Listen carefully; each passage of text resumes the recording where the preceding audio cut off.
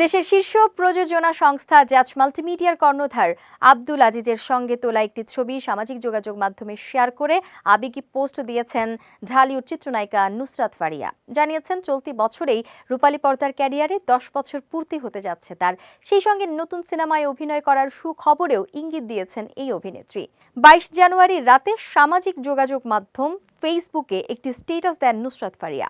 ওই স্ট্যাটাসে তিনি জানান, দীর্ঘ সময় শোবিজ অঙ্গনে কাজ করলেও সিনেমায় তিনি ক্যারিয়ার শুরু করেন 2015 সালে। প্রযোজক আব্দুল আজিজের প্রতি কৃতজ্ঞতা স্বীকার করে নুসরাত জানান, তার চিত্রনায়িকা হওয়ার স্বপ্ন পূরণে বড় অবদান আব্দুল আজিজের। অভিনেত্রী আরও জানিয়েছেন, একের পর এক ভালো সিনেমা তৈরি করে তা দর্শকদের উপহার দেওয়ার প্রচেষ্টা সবসময়ই আব্দুল আজিজের মধ্যে কাজ করে।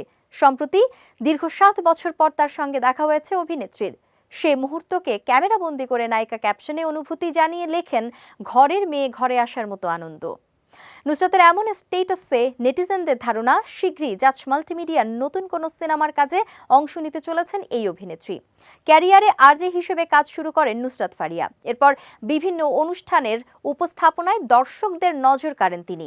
250-টিরও বেশি ডিজাইন অপশন নিয়ে ওয়ালটন স্মার্ট ফ্রিজ, বোঝে আপনার প্রয়োজন। ধীরে ধীরে বিজ্ঞাপনে মডেলিংয়ে ব্যস্ত হয়ে পড়েন নুসরাত। সে জনপ্রিয়তায় হাতে পান জাজ মাল্টিমিডিয়ার সিনেমার কাজ। বর্তমানে গানের ভুবনেও জনপ্রিয় হয়ে উঠেছেন গুণী অভিনেত্রী।